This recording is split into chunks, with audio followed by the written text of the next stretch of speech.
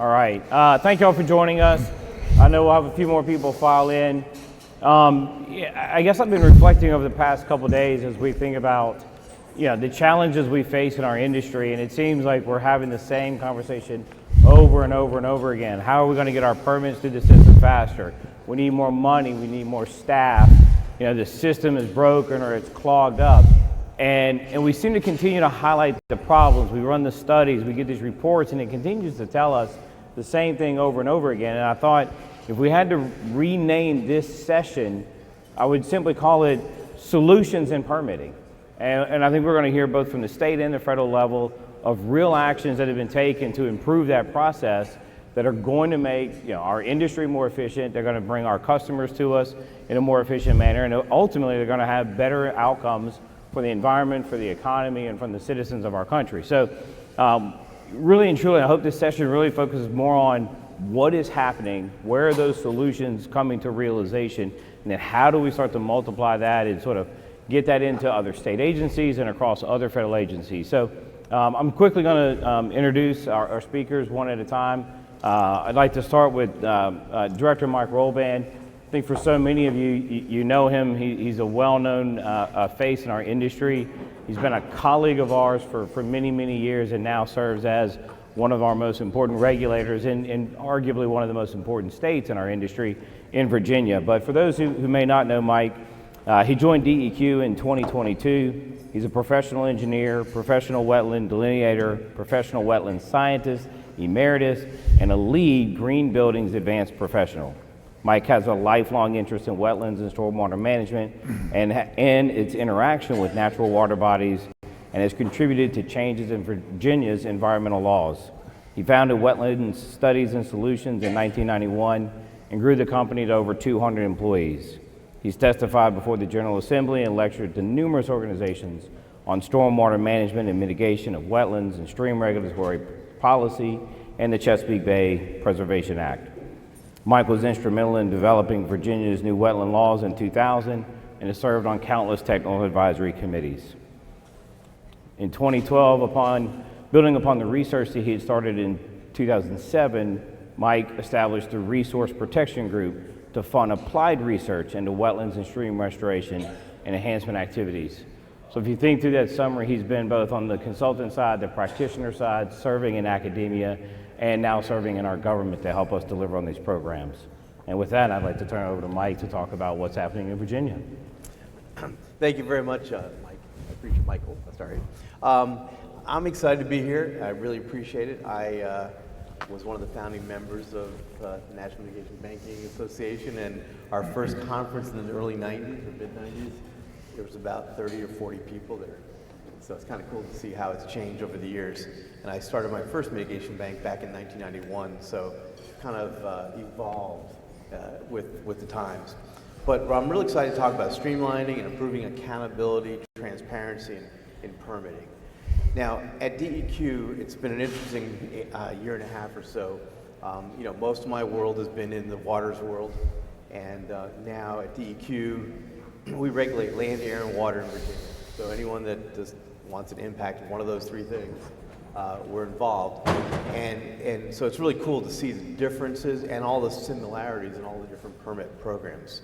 The wetlands area is only about 5% of our staff. We have roughly 850 people spread out in 7 offices across the state. One of the things we do is we have 12 major permit programs. Within them, we have about 60-something permit types.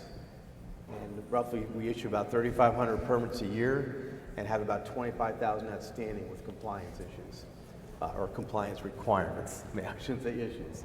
But what I've been trying to do in all the programs is try to improve the permitting time, okay? And the reason I'm doing that is, number one, is Governor Youngkin, who appointed me, was elected, and after the election, he was interviewed, Virginia Business. I read the article, or the interview, and he said that he wanted to improve economic development by basically streamlining and making more efficient the regulatory permitting process, because that was a major barrier to attracting business to Virginia. And we can't have a strong economy without an efficient regulatory process, and we can't protect the environment unless we have the money to do so, and for that we need a strong economy. So those were his principles, so I just wrote him a letter and told him I could do that for him. and so I unretired for the second time. But so this is just a fun retirement job I have, and it's really been exciting. So I had several initiatives that I started out with, okay? And one of them was 1DEQ, where we're workload sharing throughout our program. So if we have too much work in one part of the state, we share work with another part, make things more efficient. We have major problems in our stormwater program. I can talk all day about that, but I won't today unless you ask me questions, but what we're doing. And eventually we plan a commodity trading platform to help get credits to the market faster, and also to help with some of the liquidity issues that mitigation bankers do have. But the focus I want to talk about today is called PEEP, the Permit Enhancement and Evaluation Platform. Now, number one, my daughter, who's like 30 now, but she likes PEEPs. And so we had to have a little fun when we were talking about this. But what the purpose of PEEP is to do exactly what this talk is all about. To basically streamline the permit process, bring accountability to all the players in the process, and to provide transparency. 2 minutes, okay, I better hurry up. Okay. Okay. So the basics of our PEEP system is, number one, every program has to have a checklist. What are you supposed to do to submit? What are you supposed to have to submit the application to DEQ? DEQ has 15 days to review the application and determine if it's complete or not. If it's not, they send it back and say you're missing item number 7 in your checklist. Now, this concept is not new. I put it into the state law in 2000 when I co-wrote the wetlands law, and it helped in that program. So the second step is establishing a schedule and the tasks to take to get to a permit decision, and then establishing, within that schedule, the timeframes, of course, and who's responsible. Be it the applicant or applicant's agent, different federal, state agencies, and then we're tracking this online for the public to see. Everyone can see it. So that's where that transparency comes in.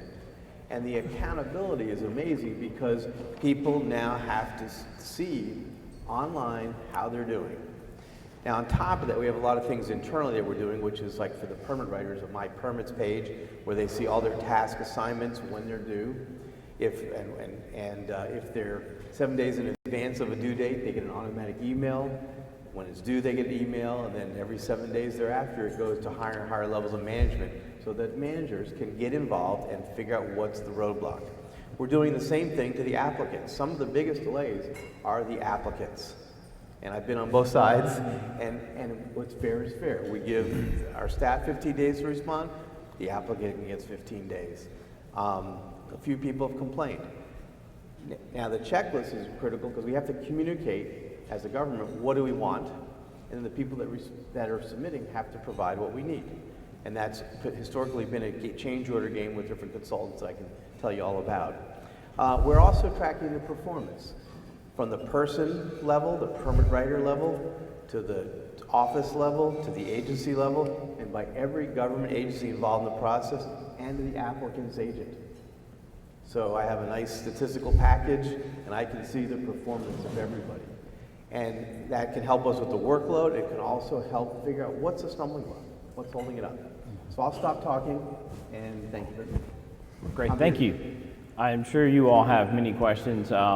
As we prepare, if you're here in the room, please be on the lookout for microphones. If you're online, please start to type those in, and I'll read through those. I'd like to go over to one of our federal partners, and I'd defer to Carlene to figure out sort of how many times have we had USDA here with us, but I think this might be the first time we've had USDA here with us from a permitting standpoint, and what is their role in helping to move this process further along. So it's exciting to see that we're being able to draw our federal partners here from a different perspective and to really figure out how their actions are going to be impacting us and our industry. So Scott Vandegrift is a Chief Environmental Review and Permitting Officer of USDA. He spent most of his career working in the field from Montana to Alaska to Idaho to Virginia as a civil engineer, designing, permitting, and constructing infrastructure projects for not only the Corps of Engineers, but the Forest Service and the Park Service.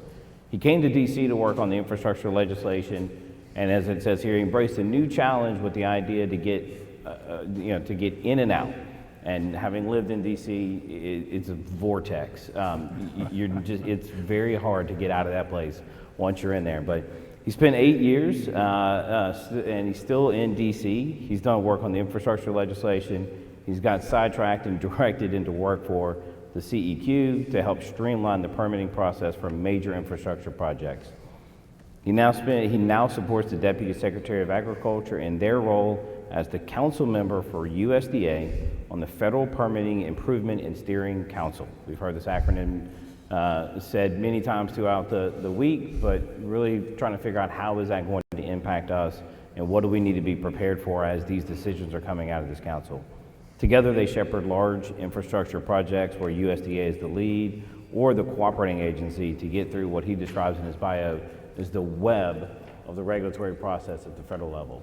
So please join me in welcoming Scott to our panel. Thank you very much. I appreciate being here. I appreciate the invitation. This is my first conference. I didn't really know what to expect, but what I'm coming to find out is like we all speak the same language, no matter what conference we're at. If we're talking about environmental issues, NEPA issues, but really at the end of the day, we're talking about getting stuff done. So maybe some of you were thinking during that introduction, how good that lunch was, or maybe what my travel plans are later today. Or you might have been paying attention and going, what the heck's the Federal Permitting Improvement Steering Council? It's a mouthful. We affectionately call it FIPSI.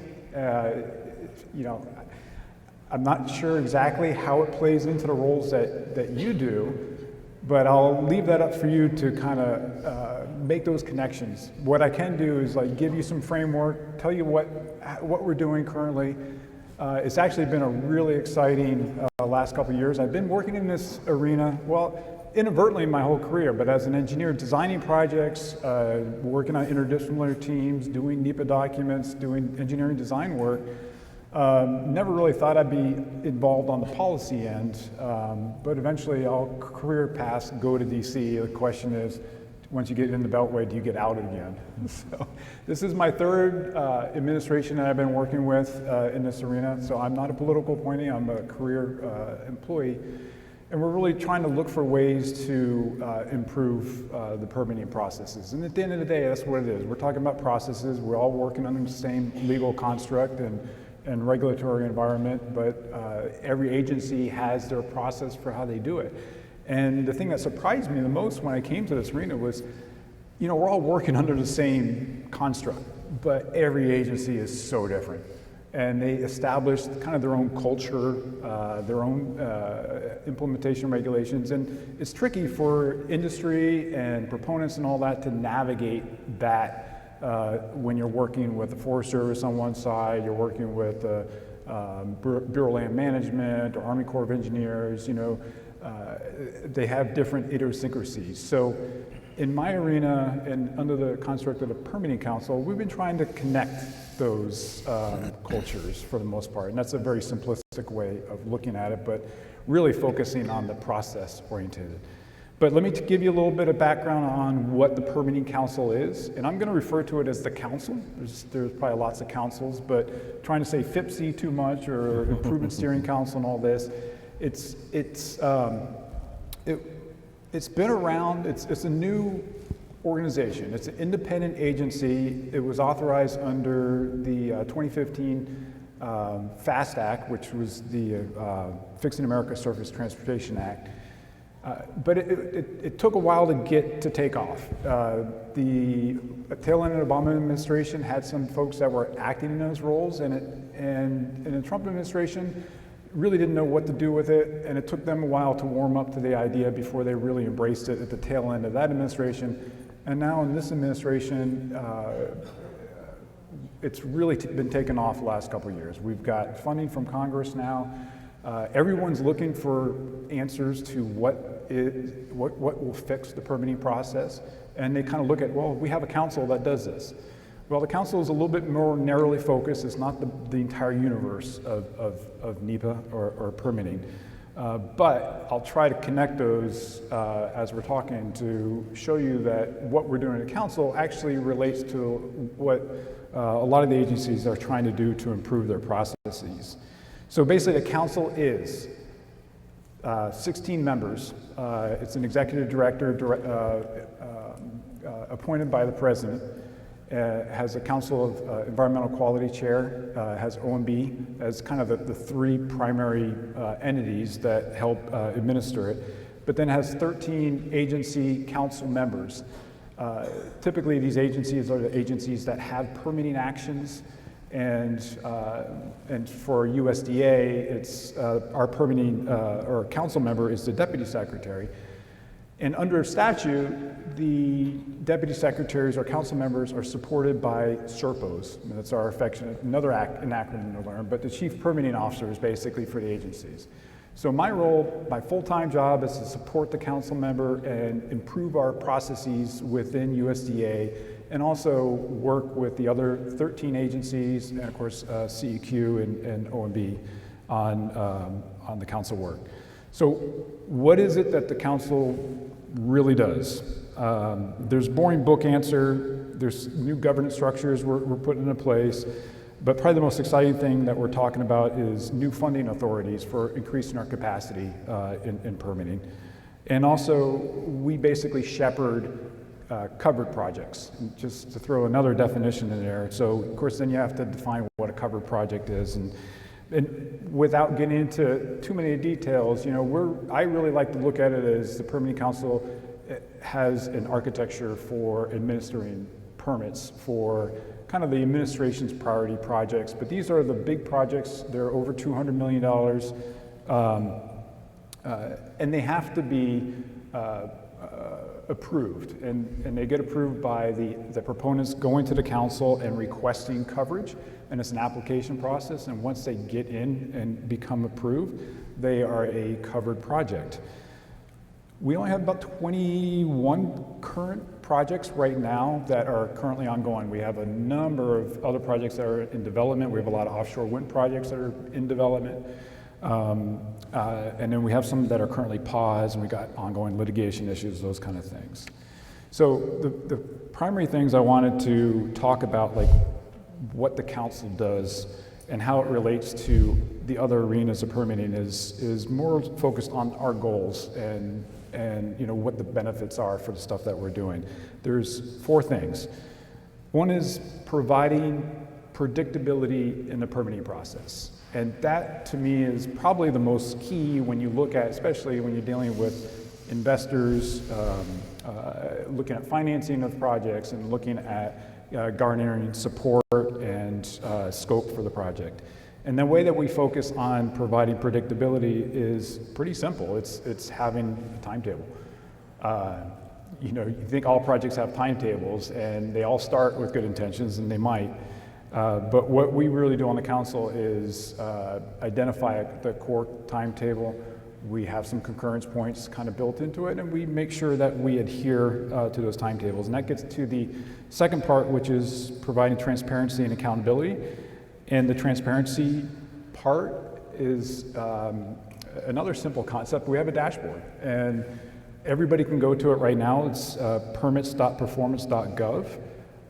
And it has every project that we have currently ongoing on there. There's some other projects in there, but really it's making sure that we have those milestones, and we have a pretty strict governance on how those milestones are developed and how we can change them. We just can't arbitrarily change them. If a Forest Service, somebody has issues with the project, they can't just say, well, we're going to move the deadline back for our final EIS another couple months to give us some more time to deal with whatever the issue is.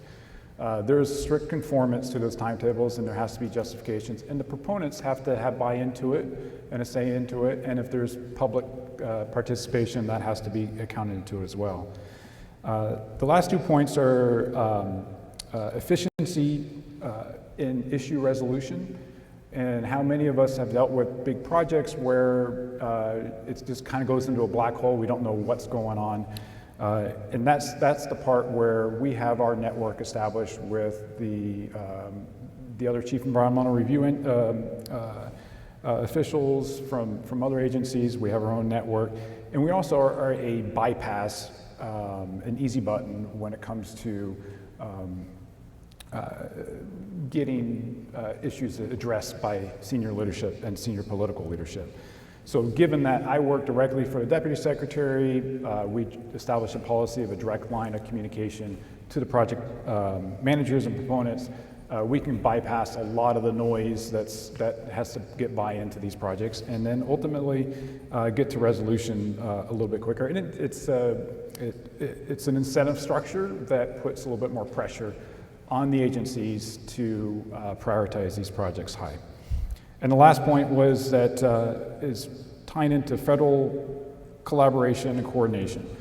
And we have a pretty wonky way of doing that. We have a coordinated project plan, another simple idea, but a lot of folks just don't implement those well to begin with. And then of course we have some very structured processes that we put into place. So I'll stop there, but look forward to kind of discussing this a little bit more. And we're also just actually, I think Crystal brought it up in the last talk, that the White House just put out a fact sheet yesterday talking about Podesta's direction, providing more predictability to energy projects. And all that stuff within that fact sheet that came out yesterday, those are the things that were kind of informed by the council. The work that we do to look at streamlining our processes comes to gaining more capacity, looking at ways to better utilize our systems, update our systems, and those kind of measures. So again, just appreciate the opportunity to talk to you all today, and so look forward to talking a little bit more. Great, thank you very much, Scott.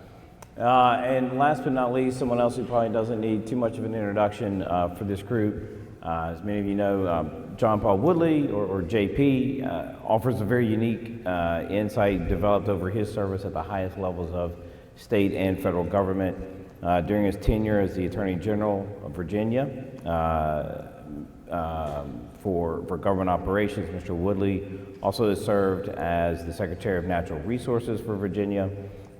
In 2001, he was appointed by President George W. Bush as U.S. Department of Defense as the Principal Environmental Advisor to the Secretary of Defense. And then most importantly for us, from 2003 to 2009, Mr. Woodley served as the Assistant Secretary of the Army for Civil Works and was responsible for the Civil Works functions of the Department of Army, including Civil Works activities for the Army Corps of Engineers and the Arlington National Cemetery. It's no coincidence that during that time, probably the most important rule for our industry was adopted, and I think if you go to the very last page, your signature may be there, I believe. It's probably still there.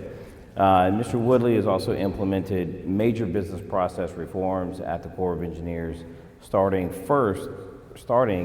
the first use of performance-based budgeting in the Corps' history. Certainly from our industry standpoint, this idea of performance-based contracting is something we think a lot about, but flipping it on its head and talking about it from a budgeting and process standpoint within the Corps is obviously something we'd love to hear more about. And I think with that, I'll just stop because again, wonderful bio, long history, but I think it's important as we think both through what Mike's been able to do at the state level, what we see Scott doing and FIPSI and the reforms there, to have Mr. Woodley's perspective on like really what has happened over the last 15 years.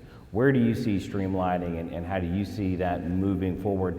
Not in the buzzwords of regulatory reform from one political party to another, but really in a practical sense at the agency level. Where are we going in a streamlining sense? So I'll turn it over to you. Thank you.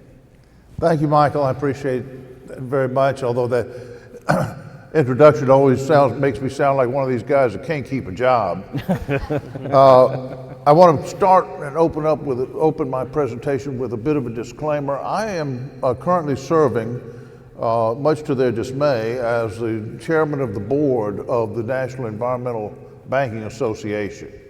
And I want to say that that association, I'm not speaking for that association or for its board, I'm speaking only for myself, and you'll see why I say that by the time I finish these remarks.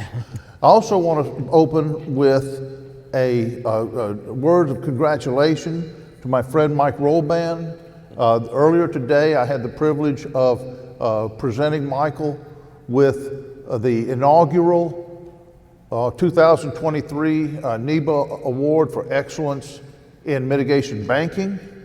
At the same time, we presented the inaugural 2023 Award for Excellence in Public Service to Brandon Gaspard, a regulator at the New Orleans District Corps of Engineers. And we're very, very proud of those awardees and want to give them every congratulations.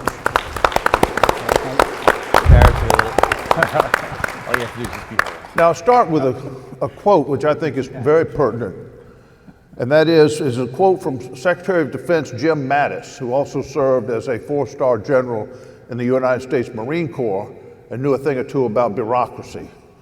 His quote was, or is, his saying is, if you pair good people with bad processes, the processes will win most of the time. Okay, if you pair good people with bad processes, the processes will win most of the time. And I think that it's fair to say that, or in my view, and I'll give you some thoughts on why, that the current state of the regulatory program of the U.S. Army Corps of Engineers exemplifies that remark. The people could not be better, the processes could be much better. I want to talk about that in terms of, and just throw out a couple of preliminary questions that if you think about the answers to those questions and the implications of those answers, you'll get an understanding of a little bit of an understanding of why I think the reforms of the kinds that Michael and Scott have been talking about are so desperately needed. The first question I have is, how many Corps of Engineers senior executive personnel's bonuses depend on the success of the regulatory program? The second question I would have, how many of the 13 people who have served as Assistant Secretary of the Army for Civil Works had prior experience, these are people that before being nominated by the President and confirmed by the Senate to that position, had prior experience in environmental regulation?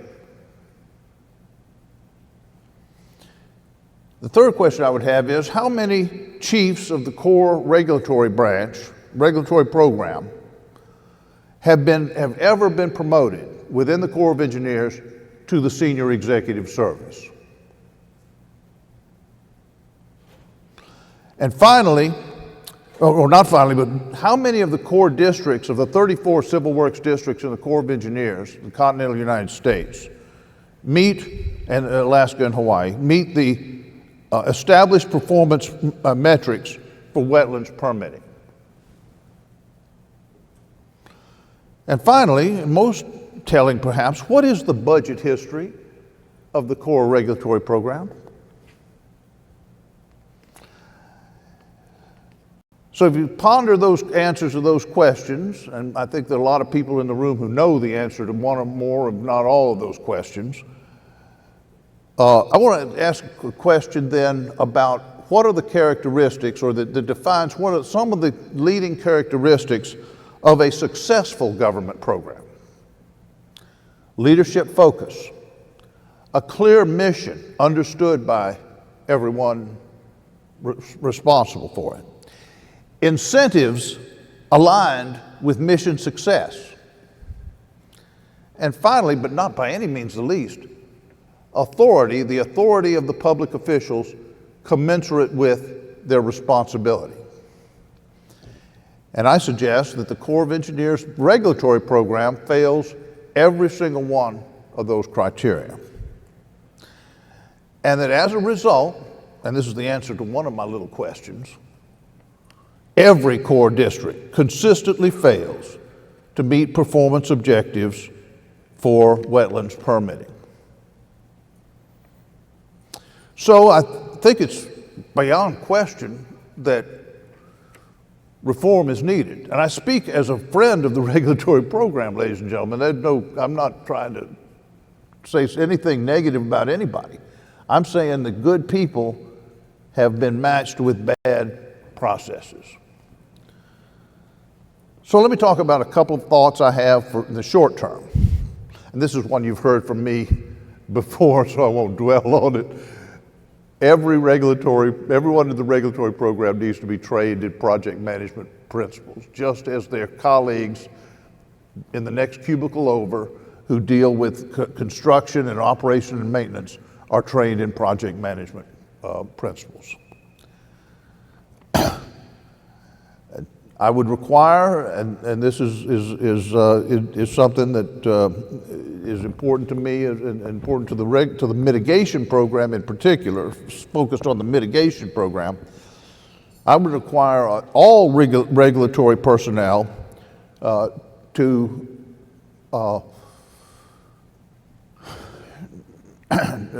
give an oath and swear to defend the mitigation hierarchy from all enemies, foreign and domestic. I would increase the authority of headquarters staff within the regulatory program until their authority within the program is commensurate with their responsibility within the program, which it is not today. And finally, perhaps the most important, and if you listen carefully to Mike and Scott, a lot of what they are talking about doing, it does exactly this. And that is align the incentives within the program and the incentives for the people within the program, align those incentives with performance metrics.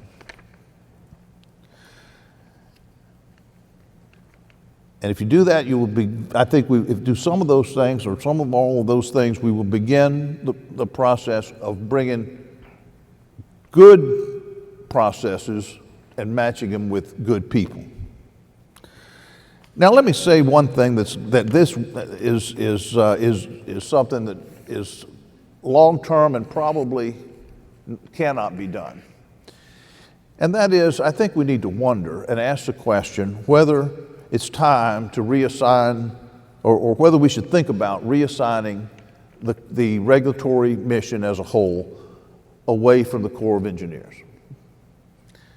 And I know that will be controversial, but I want to say that the fact is the Corps is not and does not want to be a regulatory agency.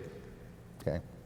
Corps of Engineers is an engineering agency that has been given, without asking, has been given regulatory responsibilities. And it's very uncomfortable with it.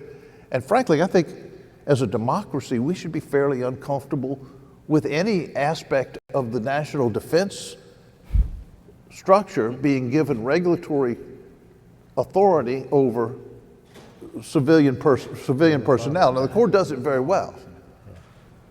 Historically, and you know, you don't feel like there's a guy with a rifle coming to get you if you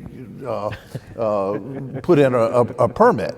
But the fact is that's fundamentally incompatible with democracy. Let's just, you know, I mean, it is.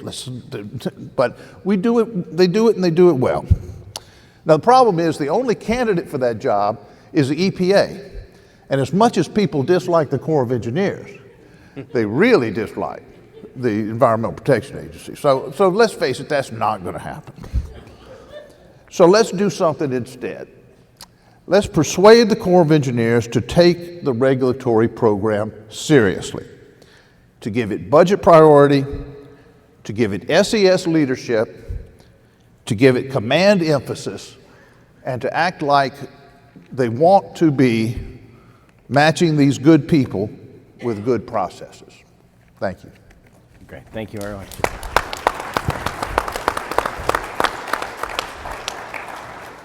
Well, before your last statement that might not happen, I thought we were going to have a planning session for our next conference on how do we start restructuring the federal government. But you took that off the table. Again, I would encourage anyone in the audience, please be on the lookout for microphones. I've got a couple questions I may start with here with our panelists, but again, raise your hands, and I think we've got some microphones floating around the room. One thing I just want to quickly ask you, Mike, and I'll start with you, is How much money and how many more people did it take for you to institute the reforms you did in Virginia? Well, I wasn't given any more people. So what I did is I took people from other parts of our DEQ staff, and I focused, our pilot program was wetland permitting and then mitigation banking. And for money, again, I had no budget. I took money from other places. I took IT people that we had. We did have some outside contractors, so I just kind of made it happen. And because the budgeting process, talk about bureaucracy. I've never seen bureaucracy in my life. I mean, I've always been on my own except for a couple of times. Yeah. And, but I hired soon to start a chief deputy that's a retiring colonel, because I figured he's learned to live with bureaucracy. So he's going to deal with that stuff for me. But seriously, I just basically scrimped around. And we took people and focused on the wetlands program first, and got that PEEP process running there. That's our pilot. And then we went and we worked with the Army Corps of Engineers, actually very successfully, and mitigation banking. So what we've done, actually, we just signed at the end of March with the Colonel. We signed an MOA to divide and conquer. So they've dedicated 2 full-time people. That was part of our discussion. We've dedicated 2 full-time people. And now instead of duplicating work, we're saying, you take responsibility for these tasks, you take responsibility for other tasks. Corps legally has the final authority, but we're, again, dividing and conquering. So now we have 4 people instead of 2 people duplicating. So that right there is a big force multiplier. Then what we've done is we created a schedule, okay? And so for every aspect of mitigation, the prospectus, the MBI mods, as-built approvals, credit releases, each one of those has their own little Gantt chart style schedule and an assignment to what agencies are responsible for reviewing it, and they've got timelines. And that feeds into our PEEP program to basically, online set up the schedule. That's relatively new, and so far, if you get online, if you go to the DEQ website, look up PEEP, it's under permits, can't miss it, and you can see a nice, very simplistic schedule, gray bars, and then different colors for different agencies and different people, and you see how they're doing, and it has a target date. And if someone's behind schedule, the computer automatically pushes that target date out, and if each individual task, when they are 7 days in advance, and when they're due, I mentioned that earlier, it emails you and reminds you, hey, you got to get going. And that process, working with the Corps, really was effective. And dramatically, I mean, we were starting the process, while we just went online, the process started several months ago, and we're just seeing a phenomenal reduction in time. I think Becca Madsen's and Steve Martin's report said Norfolk was roughly around 1,300-day approval process. Their goal under this schedule is 455, and Gene Richardson and Vinny will scream at me, I think, and Sarah, but I think that's incredibly long, because I got it down to 180 before the 2008 rule passed, and then it went up. I mean, the first one I ever did was 1991. It took 3 years, and now it takes longer. Okay, and that I had to go to the Assistant Secretary of the Army for Civil Works to get the thing approved. But be that as it may, and Roy Gardner's here, he was the attorney involved at the Corps at the time. But anyway, we got to get it faster. So that's a goal. And right now, every project I've looked at is going ahead of the goal. They're getting ahead of schedule. We have had some mitigation bankers complain.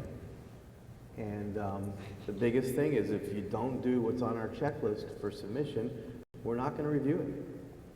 And there are certain people that just don't think they have to do it the same way everyone else does it. And all I can say is the idea of speeding things up, part of it is you have to standardize what the requirements are, and you got to follow them. And we don't make exceptions.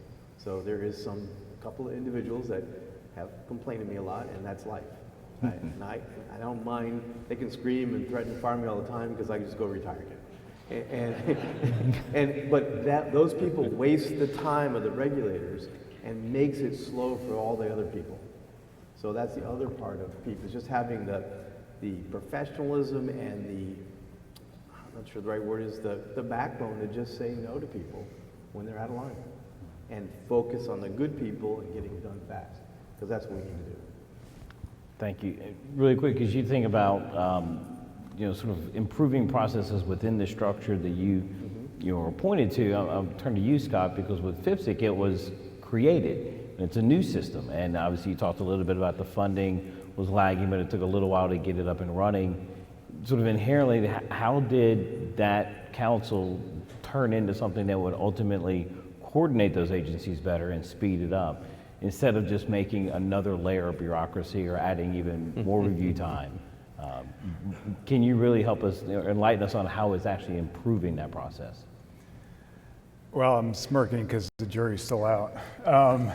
And look, I was, before 2015, before FAST Act was passed, there's all kinds of initiatives to improve permitting. We knew we had issues. And, my thing, I pulled my hair out trying to figure out this, I call it the web of complexity and contradiction. I mean, we've got so many laws and so many regulations that agencies interpret one way, and then you try to marry them all up and you get a very obviously complicated process.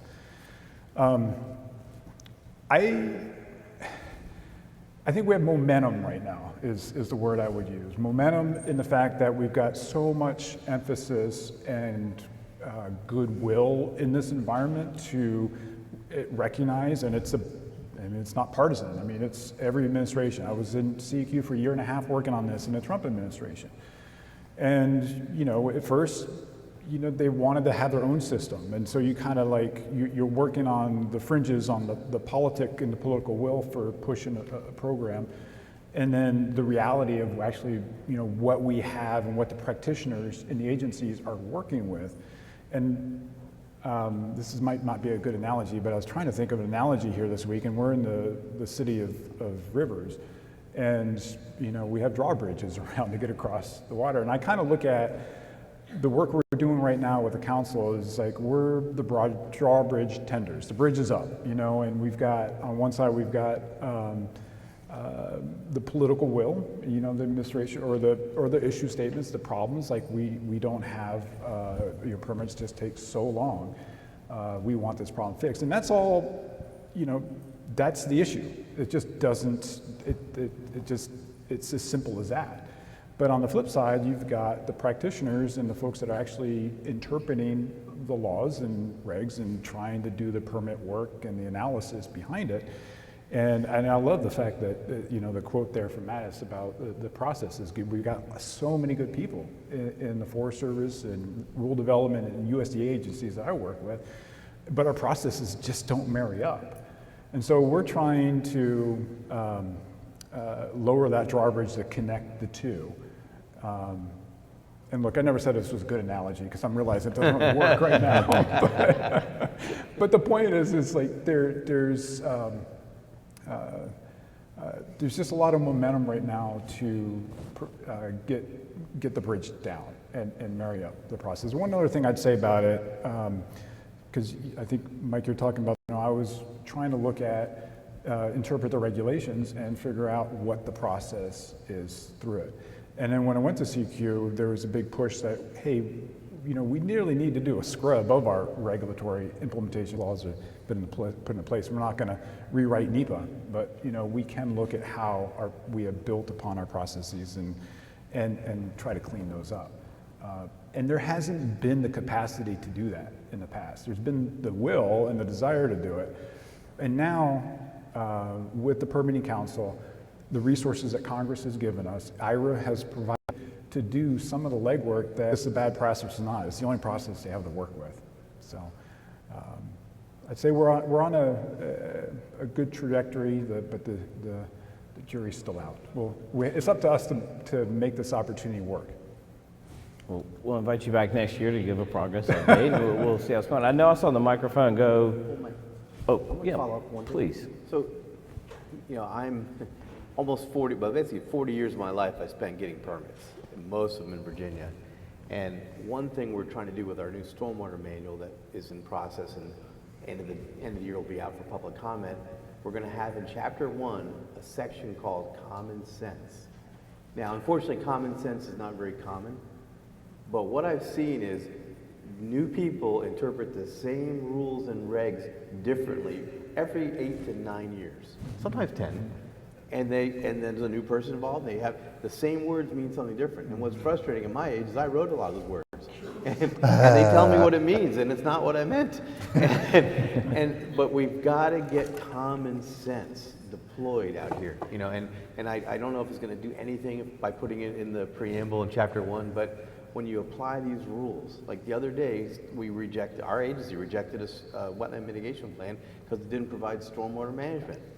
Well, what in the hell is going on when we're doing a restoration of a wetland and they want a stormwater pond? You know, I mean, it was a new person that just somehow read this rule and somehow got this thought in their head, and they have power. So we gotta have management. We got to have experience. We have to get people thought. What's the goal? What are we trying to do? And I don't know the perfect answer for that. Years ago, I had a problem with a certain county that said the same discharge from the same pipe was both a point source and a non-point source. You know, and they did a research. There's no regulation that says it can't be that way. And I said, yeah, and I wrote a letter saying, yeah, there's no regulation that requires the use of common sense. I cut out the other word. Anyway, enough. Again, I do want to go to the audience very quickly. I think to the right of the stage, I saw someone in the very back. I don't know. Yes, sir. Tim Rock with Florida DEP. I had some questions for Mike on the PEEP process, but Michael asked him most of them already. But how long did it take you to implement? And I know you touched on some blowback from both staff and the regulatees, but I was curious to know time to implement and are things running smoothly? So the question is how long it took to implement? For you to get that thing online, the Yeah. tracking system, people, on the outside could track their permits. So we started, diligently. It'll be basically just under a year ago. So last July, and we had the first two online, publicly available. One at the end of the year, 6 months, and then one a couple months later. We have 5 in the beta testing right at the moment. 5 programs, and by the end of the year, all 12 will be there, every single program. So total of 18 months total to get every 12 programs, 60-something permit types out there. And we've talked a lot about this. I don't think you'll mind me sharing, but you thought that was still too long. Oh my God, yes. and it got delayed partly, scrapping money together was a problem. I had some people fighting me on that, and that was a little frustrating. IT, it just, in the real world, I swear to God, I could have done something like this in 6 months. Well, in the other world, the private world, but maybe 12, but it's really not that complicated. They had a database system that we're using. All we're doing is adding a data analytics on top of that platform. A couple of our programs never had migrated. They started in 2014, had never yet migrated to their database system. So we got that done in a couple of months. And it's just getting people on board. So what I found was there were a lot of champions and staff that when you gave them the freedom, oh my God, they're just liberated. They have such better ideas. They know all the details. I don't know the details. They have better ideas. But there are also people that are obstacles. And we have to go around them or remove them or kill them. It's like, you just got to get stuff done.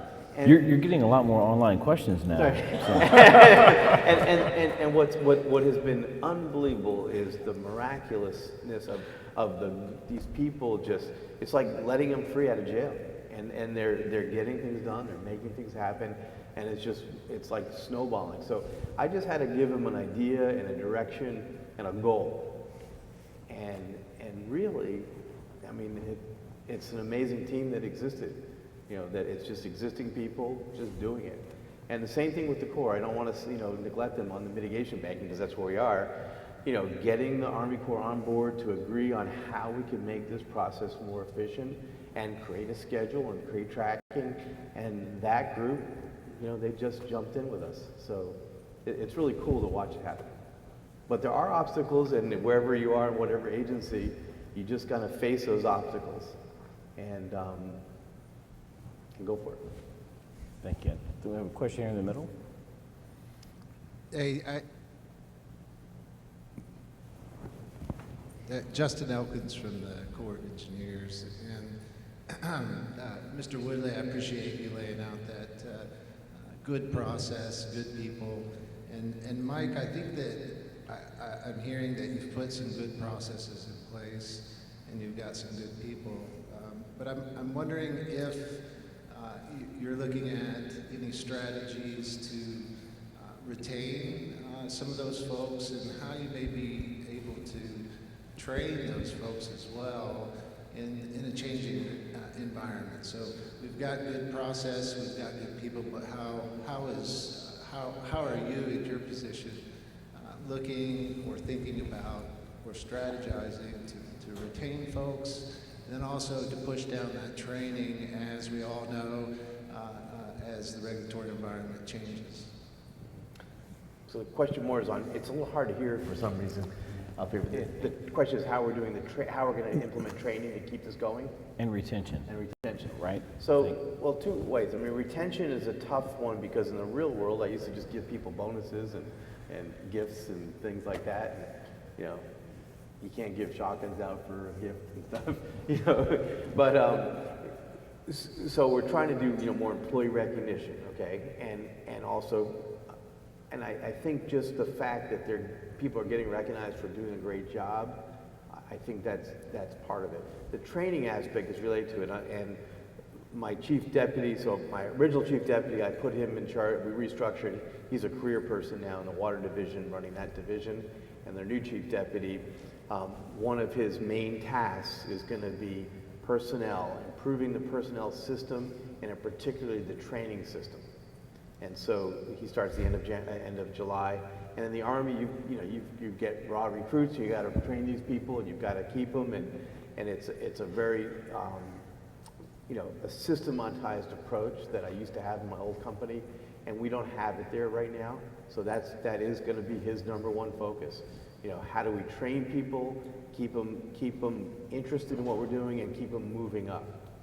So that's a goal. We have a huge number of people that are going to retire.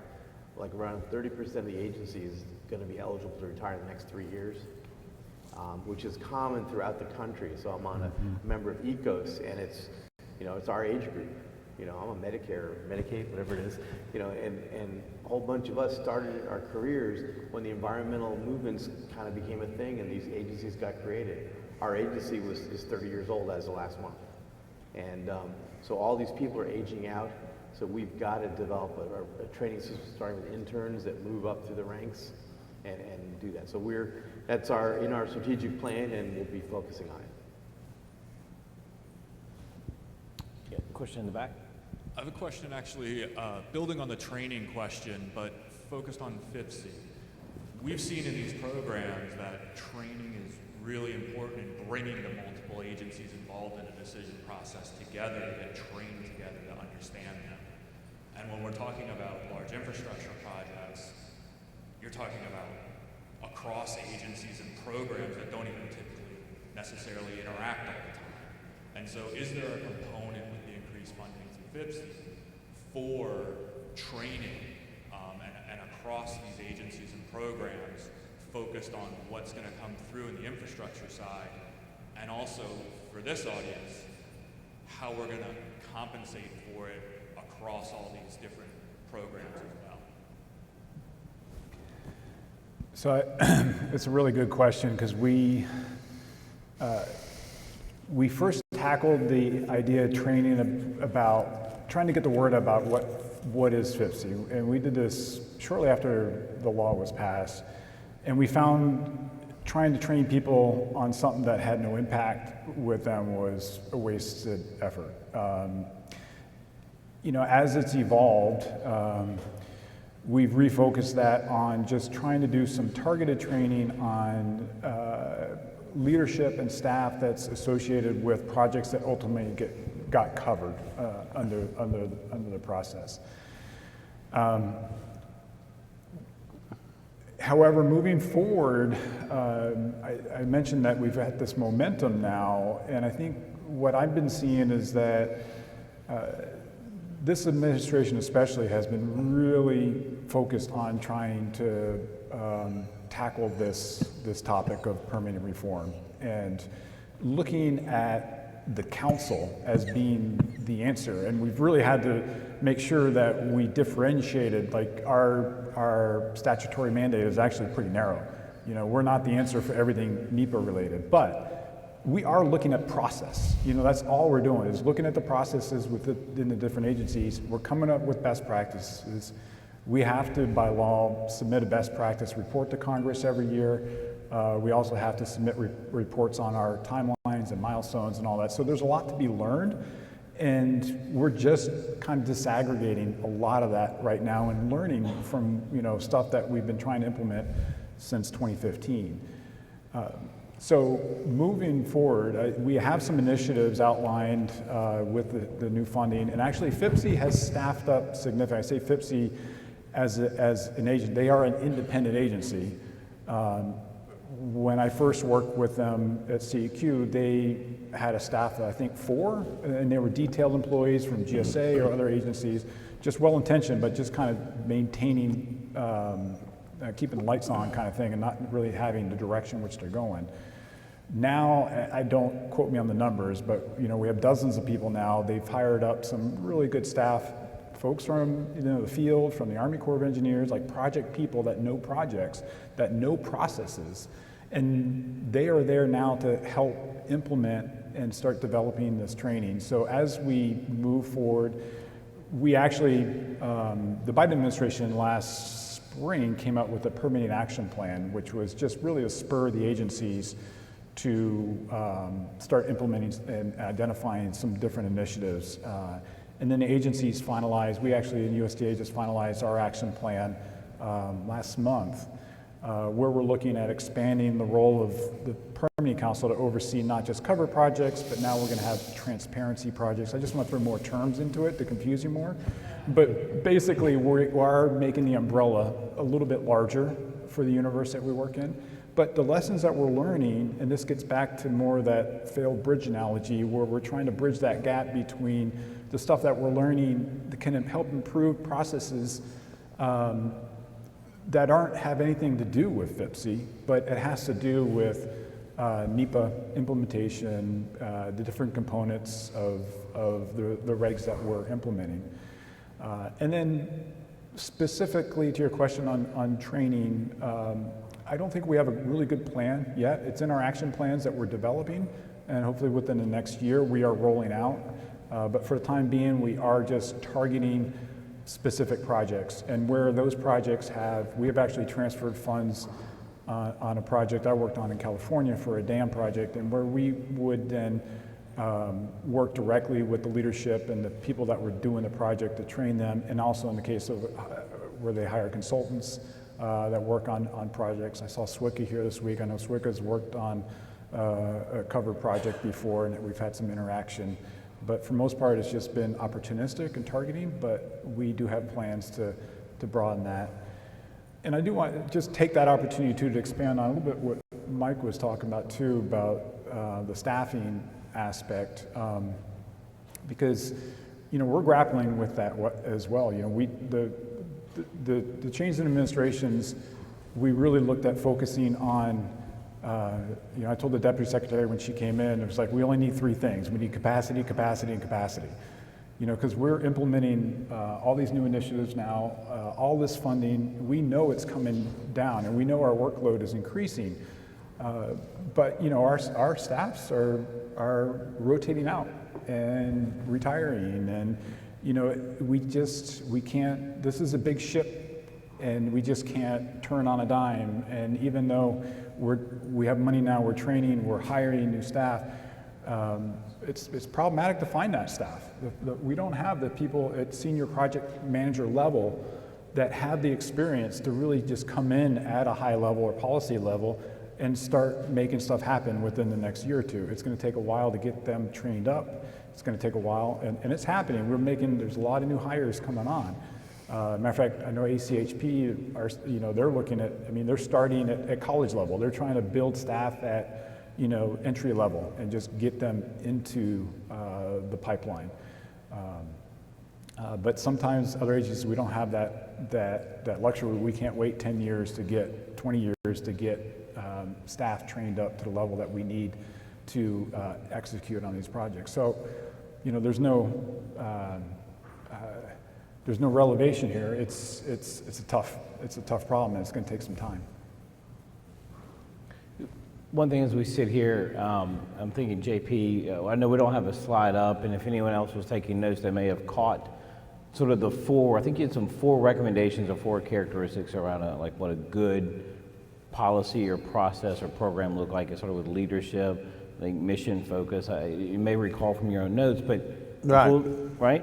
So in full disclosure, obviously he mentioned he was a member of NEBA. I'm obviously a member of URBA, so I'm not speaking on behalf of either trade association, but I'll just ask you very quickly, we as trade associations and as practitioners continue to sort of go back to Congress and sort of ask the same thing over and over again. More money, more whatever. But if we think about how do we start to compel our federal partners to achieve the changes you're outlining, what call to action would you have for the private sector to maybe make a different ask of Congress or of the administration to get to those points? So I'm wondering if we all have the same shared outcome, but we're just asking for the wrong thing. Well, you know, you have to prioritize and you have to focus, because you've worked in the Senate in your time.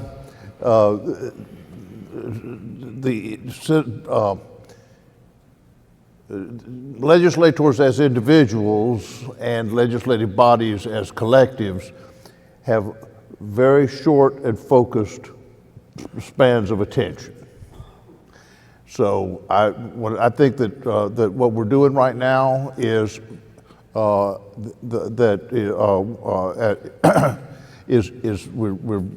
trying to focus on what we see as the immediate, what we would call in the Army the 50-meter target.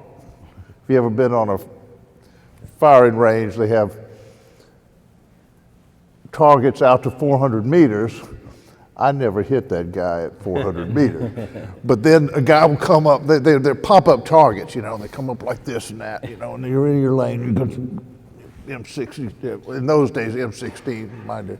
Anyway, but then a guy will come popping up right here, and that's your 50-meter target. Well, you better hit him, because you're not going to get a second chance. And you're not going to pass your marksmanship test either if you don't.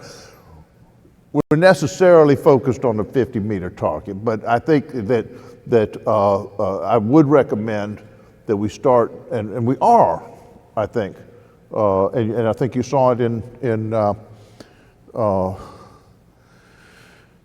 Sarah's presentation earlier today. We started to think about the 100-meter, 150, 200-meter targets as well, and those are things like, and she mentioned project management training, project management principles being applied. I think we ought to think about what are the incentives. If you listen to Mike and Scott's presentation, then you'll see that both of those, they both in different ways seek to incentivize good practices, timely and efficient processing. I think that that we should be beginning to talk to people about, in particular with the Corps of Engineers. We should be talking about their leadership focus on this important function, and you know, so. But I'm not embarrassed by the fact that we're focused on the 50-meter target. Yeah. Go ahead. Just to follow up, I'll give you a new idea, maybe. But it's an old idea, actually, but we're trying it again. So back around 93 or so, the Army had an idea for delineations, because there was a problem with the manpower getting people out there to review and approve delineations. So they created a certification program. And it was a pilot in 2 or 3 different districts. There were 400 or so people took the test, a written test and a field test, and pass it. I'm a certified delineator by the Corps. And the idea was that you sign a certification, you agreed on your penalty of law, whatever, to not commit fraud and things like that, and a $25,000 penalty and a year in jail if you're wrong. The idea was then the Corps would just spot check, a random sampling of these delineations and basically give to the private sector the responsibility for doing a good job. Okay, stop the games. Well, that didn't, there's a report about what happened, it's in the Federal Register, and it never got funded again. I think it's a good idea. And so what we're doing in Virginia, for example, for stormwater plans, that's our biggest problem. We have created a streamlined or a permit review process for stormwater. And if the owner signs for their responsibilities, the engineer certifies for their responsibilities, and it's reviewed by a dual combined administrator, which is a DEQ certification that's existing for several years. They take several classes and take a test. Could be the same as the PE. We will then put you in a 15-day review checklist and then a 60-day audit period. Based on our workload and our risk, we may or may not look at it, and then it's approved. And so the idea is to put quality requirements back to the private sector. And basically, instead of trying to keep hiring people and training people and on and on and on, I want to make more of a programmatic requirement at the government level and get the people that should have a lot more expertise, the people that actually do the work, if they don't know more than the government people, we got a big problem. But they got to take responsibility for their work. And I was telling Mike, right now it's an interesting thing where a major solar project owner and a major data center developer came to me because their engineering firms, a couple of them, don't want to certify that it's correct, okay, and take that responsibility. And long story short, I talked to the president of one of those firms, who I knew, and gave him a call, and they're asking for more money to certify it because they have to review the plans and make sure they're right now. And because normally they submit incomplete plans, get shit from us, and then they get paid hourly to do the responses, and they make the money that way. And now they have to do it right the first time. And so we had a very heart-to-heart talk, because personally I think the PE should lose a license.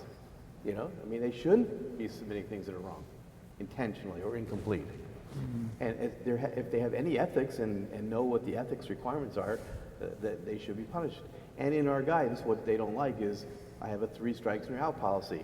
You screw up 3 times, I report you to the DPOR if you're a PE, and the dual combined administrator, they can take all the classes again, take their test again.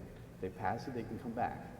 But the idea, I think that's what you should be asking for. You should be asking for the right to do a good job and the right to get special treatment if you do a good job. How's that for an idea? I love it. And look, streamlining and improving our regulatory process is absolutely a shared responsibility. I think we in the private sector, it's easy for us always to point at the government, but we also have to take a hard look at ourselves. And I think Mike's system, because of the transparency and the accountability around it, easily brings daylight to a few of those actors where they're having those challenges. I do want to turn to one of the online questions, and it goes back to you, Mike. And it relates to sort of the incentives for your employees, and I think you mentioned in your opening comments that if they're late in meeting their timeline, like an email gets sent. What's the real stick here? Is that just somebody sees an email, or is there real sort of enforcement around that and accountability of your staff as these things move up? It's not a stick as much as, number one, it's trying to help people be organized and focused. That's the purpose, like the My Permits page. What is their workload and when does it due? So first of all, I think right now, it's just hard.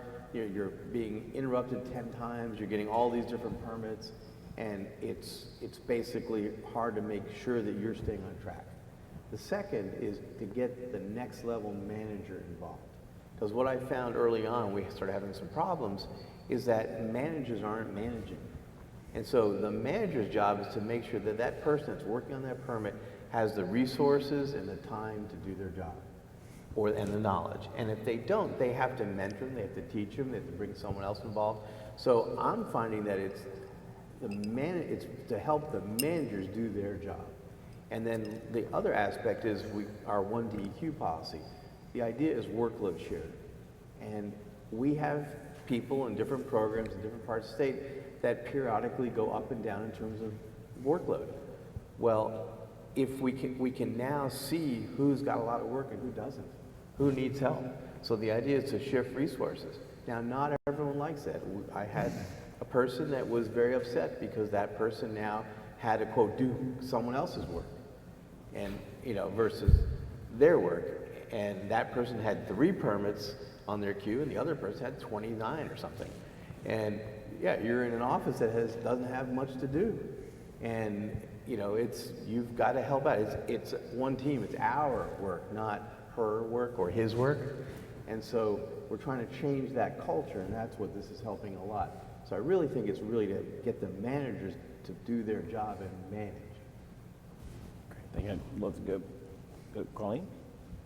Yeah, definitely want to go back to the audience. Any other questions? The long walk. Ask JP a question. My mind's just churning and churning and churning on this. On Scott, do you have the private sector involved in advising you on improving processes across the federal government? Did we have the private sector involved? Well, what I'm saying is that do you have an advisory, do you engage the private sector in helping give input on how it will help them, from that perspective? So, for example, if Mike was not, and even the state governments, do you have a task force like that? So, couple points, a couple ways to answer that.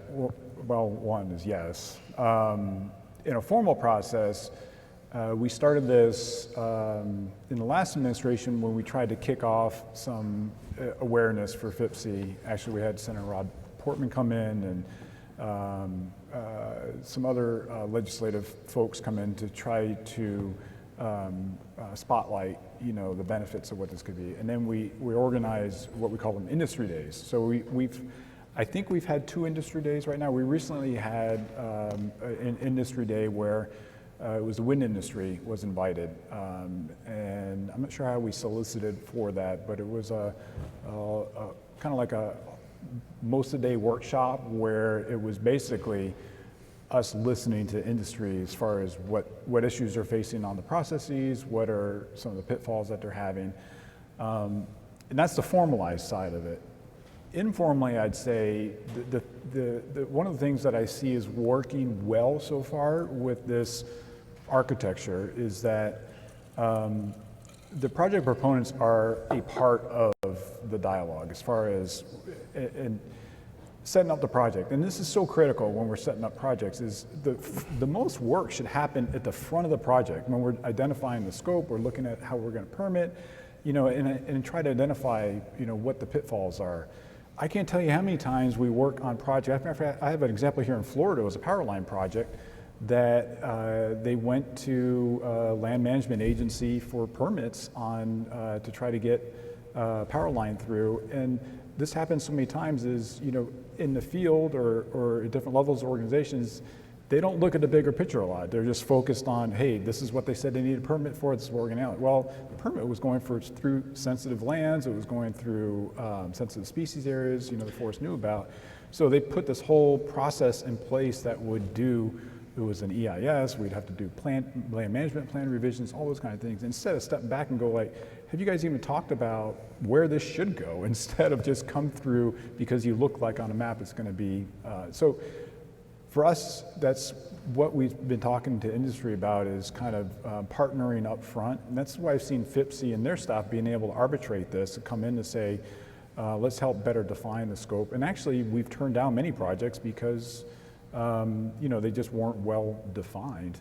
And in the case of the Florida project, we actually ended up redesigning it and to follow existing right-of-ways. And literally the proponent came back and said, hey, this is saving us millions of dollars. This is great. But the other aspect of it, and it's more of a intangible benefit, I guess, that I'm seeing is when we do have a covered project, we actually implement a policy to where we have, and it depends on the complexity of the project, but we'll have bi-weekly check-ins with the proponent. And it's not just to say, hey, give us your side of the story, because this is what we're hearing from the government people. It's establishing that relationship, and the permitting council, we can basically be the easy button. You know, we can be the ones that can get to an answer really quick if there's some issues in the field, or at least it helps us identify you know, potential issues before they become issues. Because how do we even know how well we're doing?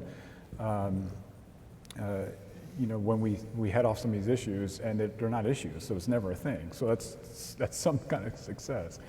But I think there's more room for improvement there. I think getting industry involved, especially maybe more at like this level, to have workshops in this kind of environment where we can actually get the input directly from contractors and folks that are, you know, maybe being hired by these larger proponents in different industries. So I think there's opportunity I'm there. thinking the process,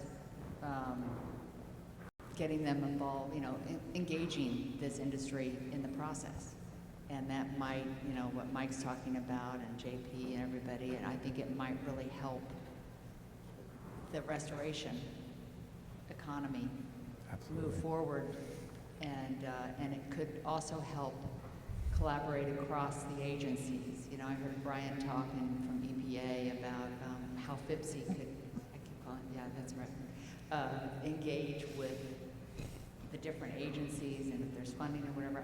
There's a piece here, I think, because I think Fish and Wildlife Service, for example, I'm not for sure they're getting the funding that like the DOTs are getting and the Corps are getting for the build, and but they are a major player in species.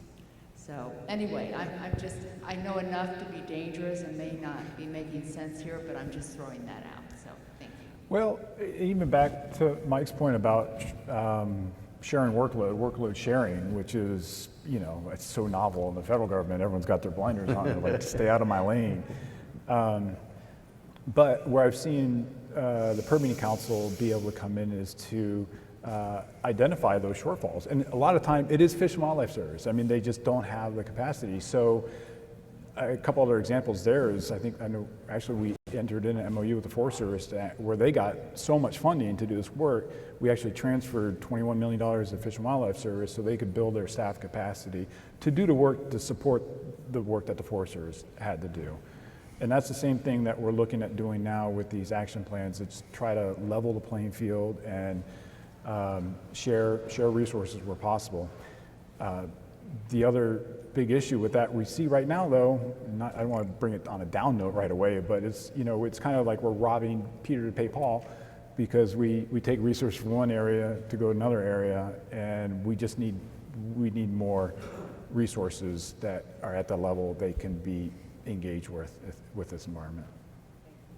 We probably have time for a couple more questions, but I wanted to ask really quick, as I was taking some notes from your opening comments, Scott, the council is 16 members, correct? Yes. And I would venture to say that is 2 to 3 times larger than any review committee that our projects have to go forward for review between the federal partners and the state partners. So dealing with 2 to 3 times the number of agencies, one of your comments was a strict adherence to the timeline. Practically speaking, how are you doing that? How does that come into action? Was it an MOU? Was it, you know, is it just because you're at such a senior level of government, people are sticking to it? Because that is one of the most persistent problems we have in our industry, and dealing with a fraction of the number of agencies that you deal with. Oh boy, that's a good question. This is tough because we've been struggling with this, especially as we're ramping up with this administration, trying to have a larger umbrella, because, you know, I think earlier we were mentioning, like, you know, is another layer of bureaucracy the answer? And, you know, absolutely not. You know, unless, you know, there is some value there and we're actually able to, you know, arbitrate some of these issues or prove that this is an efficient way of doing it. having a council with 16 members, you're not going to get consensus, and that's not the idea. The council really just works on establishing the charter for how they operate, and then we vote on major things like adding new sectors. We voted to add mining as a sector at the tail end of the last administration. We have not had any votes in this administration, so there hasn't been a formal function of the council. But the the setup for the incentive is that it's a small universe of projects, and it has direct line of visibility directly to the council member. So for USDA, for example, I have to brief the deputy secretary every 2 weeks on the status of all of our projects. So it keeps me in the point where I have to know exactly what's going on with every stage of the project. And I work in the secretary's office, so it's unusual to have like that level of scrutiny on a project. But obviously you can't scale that up to do all projects. Then it becomes, it's just another bureaucracy level that's gonna weigh the system down. So there's a middle ground there somewhere. I'm not sure where it is. The grand experiment right now is that we are ramping up the number of projects that we're looking at. We've got cover projects, we've got transparency projects now. We'll probably be overseeing about 100 projects, but we can't oversee thousands of projects and have the same benefit of having that, because then everything is, once again, all a number one priority, and nothing's a priority, right? Mike, a question just came in online and said, states like Nebraska and Alaska are considering 404 assumption. What's your perspective on 404 assumption, and is Virginia considering it? Well, despite Bloomberg last week saying we are, we're not. Assumption, and this is me personally speaking, it's something that I personally thought was a great idea, and in 2000 I helped co-write the law that led to us to have a wetlands program that could be developed into its own program and assume. The problem is simply money and staff. We need roughly 35, 40 people, $5 to $7 million, and we don't have the money. So there is none that I know of, despite, like I say, it's been reported in the last 2 weeks in multiple publications that Virginia is considering it. There was a quote from a person that's an EPA employee. The EPA employee tried to correct the record because she said she didn't say that, and I believe her. But the SPGP, it was a compromise, and that's what we have in Virginia, and that's really sped up the process and making it more predictable. And by working together, it makes it more predictable. I always think duplication is not a good idea. I know politically there's some reasons to duplicate it, and the reason is to slow things down and to checks and balances. There's pros and cons to that. But if we want to get things done fast, we don't want duplication. If we want to get things done slow, let's keep duplicating. Great, thank you. Any other questions? Yes.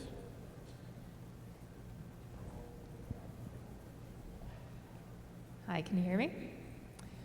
All right, this question is for Scott. I work on a lot of NEPA for big infrastructure projects, and probably a little different from folks in this room who are focused primarily on mitigation making. It's just one of the other fun things I do. I'm curious about how you maintain schedule when, and I say this with great affection, there's always new stuff coming out. Rules are always changing. We saw the WOTUS slide earlier today where every time I think about WOTUS, I just get whiplash. But the NEPA rules have changed, twice in the last few years? And I've had a project in since 2018, and I think I'd be hard pressed to count the number of things that haven't changed in that time, in terms of numbers, in terms of how we approach greenhouse gases, EJ, it just kind of all keeps coming. And I'm curious as to how FIPSI helps these big projects maintain schedule when you have, new guidance coming out that's not yet implemented in agency guidance, that's not yet, no one knows how to do it yet. And so it's a lot of stuff is getting rolled out really quickly. And of course, with changes of administrations, we've definitely seen whiplash of, we go all the way this way, we go all the way this way. So, and you have talked about FIPSI having more of a process focus, but you have CEQ on the council. And does FIPSI ever kind of get involved in those kinds of substantive questions of how do we do this for this project, given that we're the first ones going out there trying to implement the GHG guidance, for instance? Yeah, it's imperative that we have CEQ a part of this because the amount of changes that are happening with guidance and having them part of the council helps us at least head off, or at least we have an anticipation of what's coming. But here's what we're not. We don't, I mean, we work within the current regulatory framework. And there's, even though it's the FAST 41, it's, you know, it has this misnomer. It's like, well, if it's a covered project, it's going to go faster. I mean, I think in practice it does. I don't have the metrics to back it up because every project that's been covered, you know, we get litigated just like all the other projects. We get, you know, we get delays, we get pauses. You know, there's all kinds of things that all similar projects have. The only like intangible benefit that I see that I've experienced firsthand that keeps us on schedule more is this perverse incentive, well, maybe the incentive really, that senior leadership is looking at. You know, that it's amazing. We have this policy, so I'm working directly with the line officer in the field who's gonna be signing the permit. And it's unusual for them to talk directly to the secretary's office on schedules and milestones and all that. So just that level of visibility and accountability inherently makes the project stay on schedule to the greatest extent that they can help it. So the agencies in the field are able to reallocate resources, and they do prioritize covered projects over, say, another project's not covered project if they're in a crunch. The other thing we are able to do, and we piloted this at the tail end of the last administration, where we were able to transfer funds from FIPSI to USDA to increase our capacity for a covered project. So we are actually get money from the council and then award contracts for environmental contracts that we're going to actually do the NEPA work. And where the agency in the field, they just didn't have the resources to do that. And here's what's the other really odd thing that I noticed is like authorities are different all over the administration. Cost recovery authorities are different from one agency to another, and some agencies don't have them. Why not? We're working under the same guidelines. So those are kind of things that are trying to equalize through this process and identify. But yeah, keep it on schedule. That's, again, invite me back in a year. Let's talk about how we're doing. Okay, thank you. Thank you all. I want to say really quick thank you to the audience for sticking with us for this panel. And Carlene, if you'll give me 1 minute for everyone, maybe a quick closing remark, we'll go around and then we'll offer up our congratulations. But again, thank you to all of you for your questions. I'm sure they'll be hanging around afterwards, but maybe I'll just go down the row. 1 minute closing remarks, and if you have a call to action for us, please give it to us. No call to action. Well, yeah, call to action is try to improve our industry by asking for more responsibility to streamline things. But I wish I had only a few hundred permits. We have a few thousand per year in our scheduling system. So we're looking at it a little differently in terms of more standardized modules per permit type. But it'd be interesting to see how the two work together.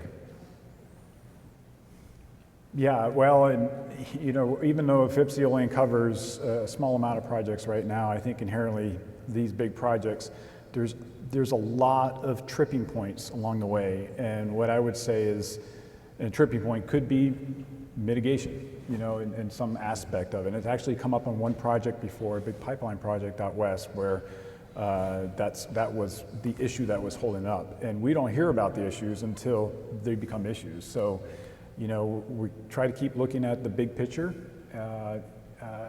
but, you know, ultimately the big picture is influenced by all the details that are happening here.